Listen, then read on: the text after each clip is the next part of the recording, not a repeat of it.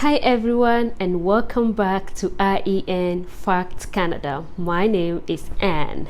If this is your first time here, please consider subscribing and sharing and liking our video, and don't forget to turn on your notification bell so that you can get notified once we upload a new video. So you're much welcome, and without further ado, let's dive in. Today we are going to be looking into Nclex and language proficiency for the province of New Brunswick. Nclex and language proficiency has been one of the requirements in the province and in other provinces. And this is one area where they have been able to look into, because it has been such a barrier for many international educated nurses to be able to get through their registration process. The province of New Brunswick, under the board of the Nurses Association of New Brunswick, they have launched a new pathway for the registration process for international educated nurses. And one way they have done is that they have created 5 zones, and in those 5 zones they have named specific countries in each of the zones, and each zone has slightly different requirements from each other for the registration, depending on which country you come from. Then your requirements are going to be slightly different from every other zone. We have zone number 1, which is the United States of America, and United States is an English speaking country and has been exempt for the language proficiency. We have zone number 2, where we have countries like New Zealand, Australia, UK, and Ireland. So those 4 countries have also been exempt from the language proficiency. Going ahead, we have zone number 3. In zone number 3, we have French, Hong Kong, and Belgium. And as you notice, France and Belgium, they are French speaking, and so they have also put into consideration about their language proficiency. So for those 3 countries, they are also exempt from the language proficiency, and so therefore they can be able to skip that requirement and continue with their registration process.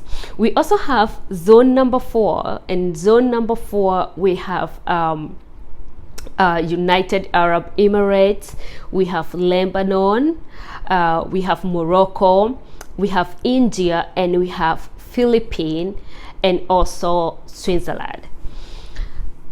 So those countries are also exempt from the language proficiency. They do not need to show proof of their language skill set for them to get registered.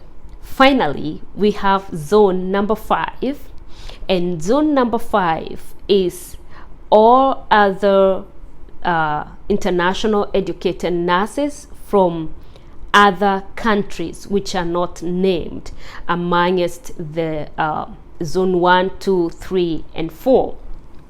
So if you are from other countries not named, so you have a different requirement. So in this zone, you will be required to show proof of your language proficiency, and not necessarily having to write an exam, but if you have written an exam before, like IELTS or TEF or CELBAN, they will need to you will need to show that proof so that they can verify that you are able to get the band that is required for your registration. The other thing is that if you completed your nursing program in English or in French, you also need to show that proof.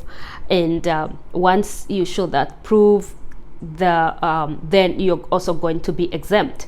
The other thing is that if you have been registered in any other province in Canada, then you also get to skip that step.